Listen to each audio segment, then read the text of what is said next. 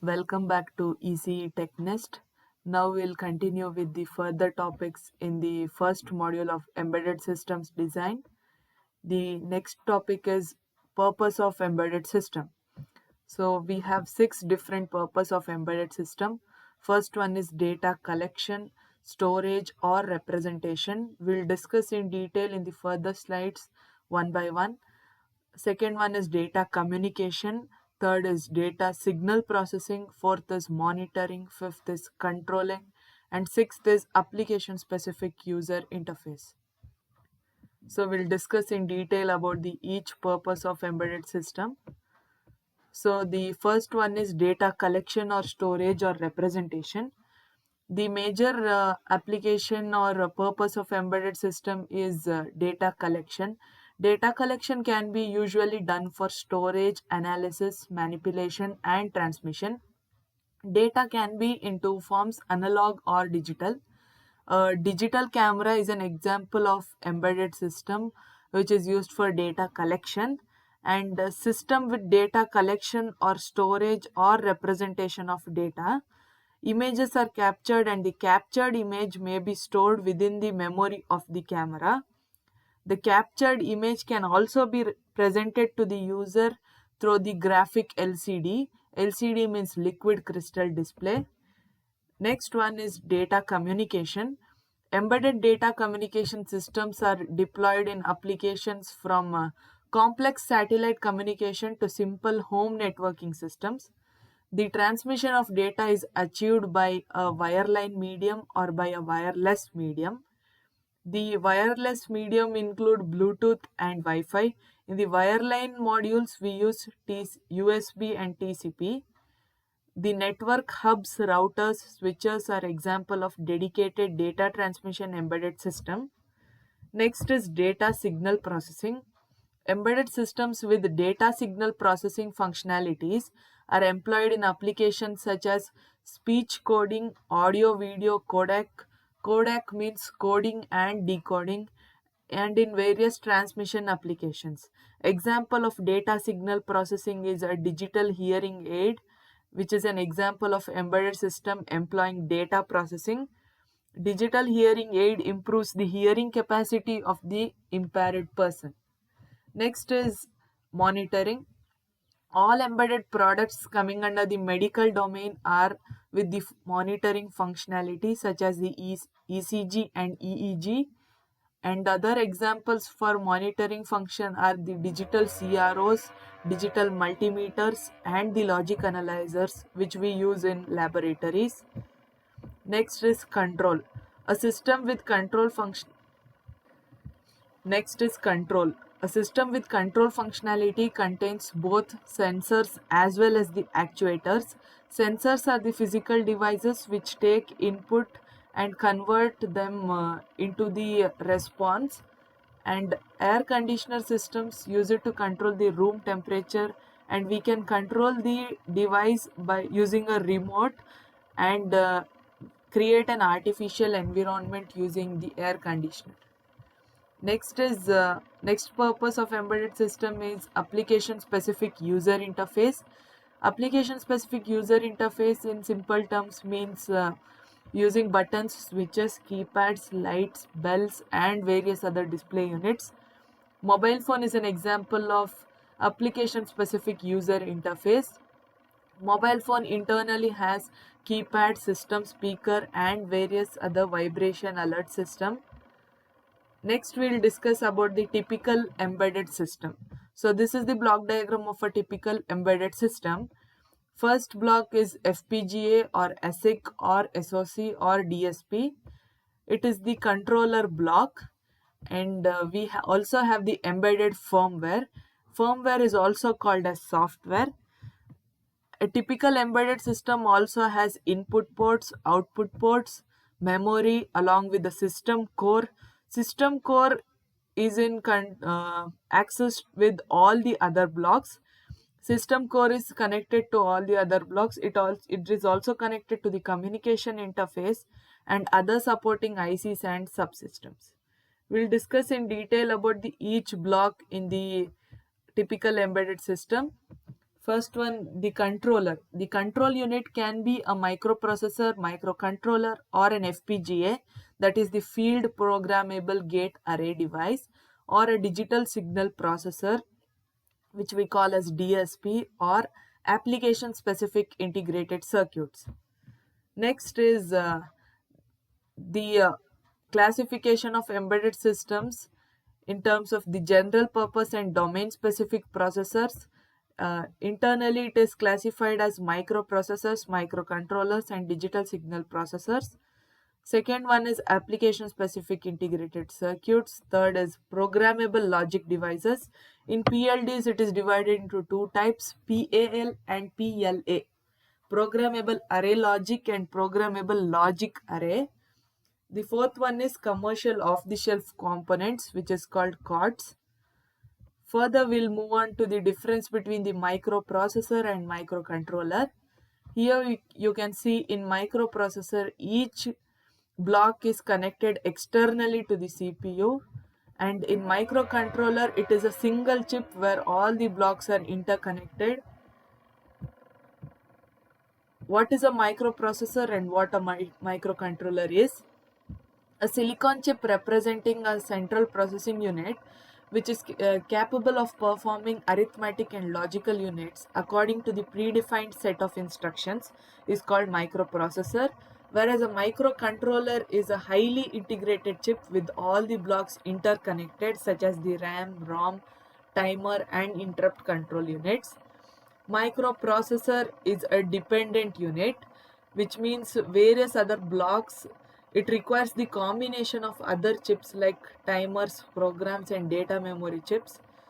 And whereas a microcontroller is a self-contained unit and doesn't require any external interrupt controllers, as everything is present in a single chip. Most of the time, general purpose in design and operation, it is not meant for a specific application. It is general in its use in microprocessor, whereas in microcontroller it is application oriented or domain specific. And the microprocessor is built in the doesn't contain an IO port. The IO port functionality needs to be implemented with the help of the external programmable devices. In microcontroller, most of the processors contain multiple built-in IO ports, and microprocessor is targeted to high-end market where performance is very important. In microcontroller, it is targeted for the embedded market where performance is not so critical. Critical in the sense means the response can be with a certain amount of delay, and the response need not be that immediate. In microprocessor, it has limited power saving options compared to the microcontroller. In microcontroller, we have lot of power saving options. Next, we'll be discussing about RISC and CISC architecture. RISC, the word represents reduced instruction set architecture, and the CISC represents complex instruction set architecture. As the name suggests, reduced instruction set architecture, it has lesser number of instructions, whereas in CISC there are greater number of instructions. In the RISC, instruction pipelining and increased execution speed, whereas in CISC there is no instruction pipelining feature. Pipelining is a technique where multiple instructions are overlapped during execution, and pipeline is divided into stages, and these stages are connected with one another to form a pipe-like structure. And further, the RISC architecture has orthogonal instruction set, which means allows each instruction to operate on any register and use any addressing mode. Whereas in CISC architecture, we have non-orthogonal instruction set, which means all the instructions are not allowed to operate on any register. It has specific type of registers to execute each instruction. In RISC, the operations are performed on registers only. The only memory operations are load and store. Load and store are the instructions which are used in the RISC architecture, whereas in CISC, operations are performed on registers or memory depending on the instruction.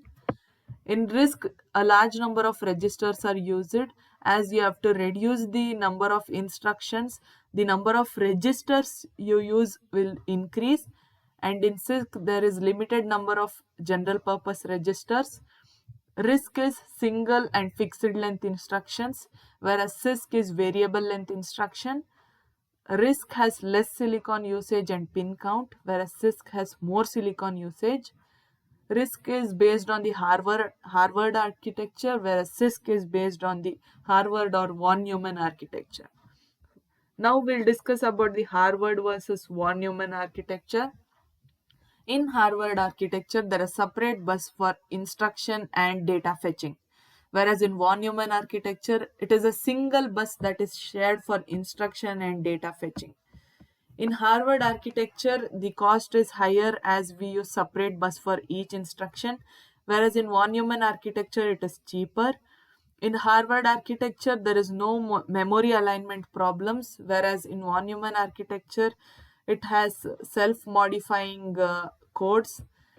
And here you can see in the block diagram of Harvard architecture, that is the program memory and the data memory are connected to the CPU through different buses, whereas in von Neumann architecture, it is a single bus that is shared between I/O, CPU as well as the memory. Next, we'll discuss about the Little Indian and Big Indian processors or controllers. You might have studied this in the COA, which is in the third semester. Now we'll again discuss about the Little Indian and the Big Indian. In Little Indian, it is the lowest byte is stored in the lower address and the highest byte is stored in the higher address. See here, you can see byte 0 is stored in the address 0 and byte 7 is stored in address 7. Whereas in Big Endian, the highest byte, but that is byte 7 is stored in the lower address and byte 0 is stored in the higher address, that is 7. Next, we'll discuss about the load and store architecture. Load is when you are moving the data from one register to other. That is load R1, X, which means you are moving the content from one register to another register. That is from X to you are moving to R1. That is the mnemonics or the format is load destination, source. Source will come at the last and then before only you will have to write the destination. Similarly, load R2, Y. The contents of Y will be loaded to the register R2. And next is add R3, R1, R2, which means the sum of the R1 and R2 will be stored in the register R3.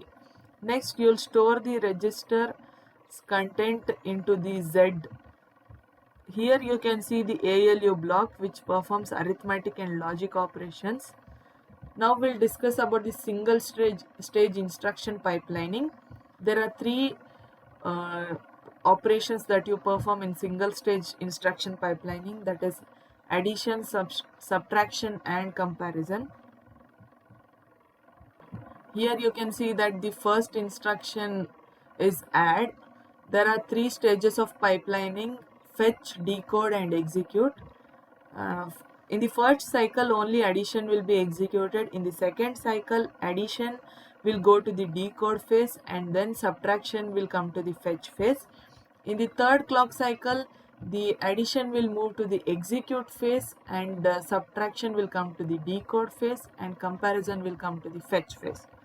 It keeps repeating when each instruction is called, and the tracking of the program is done through the program counter. Next, we'll discuss about the application specific integrated circuits. It is a simple microchip designed to perform specific or a unique application. So ASIC based systems are profitable only for a large volume commercial production. Fabrication of it requires initial investment which is very huge, and this investment is known as non-recurring engineering charges, which is called NRE, and it is a one-time investment. The next one is programmable logic devices. The logic devices provide specific functions, device to device interfacing as well as the data communication. PLDs are further classified into fixed logic devices and programmable logic devices. Programmable logic devices are further classified into field programmable gate array and complex programmable logic devices. The fixed logic devices, in which the circuit is permanent and performs one or set of functions, whereas in programmable logic devices they can be reconfigured to perform any number of functions at a time.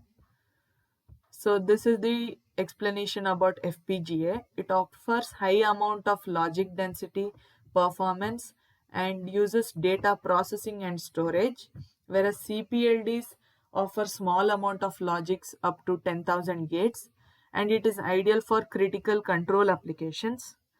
Coming to the applications of PLD, it does not require NRE cost and it can be reprogrammed. It is more flexible during the design cycle. Next, we'll discuss about the commercial off the shelf, which is called COTS. It is designed to provide easy integration and interoperability with the existing system. It is cheaper and less development time, reduces time to market in the embedded system. In the further lectures, we'll discuss about the memory and its classification. That's all. Thank you.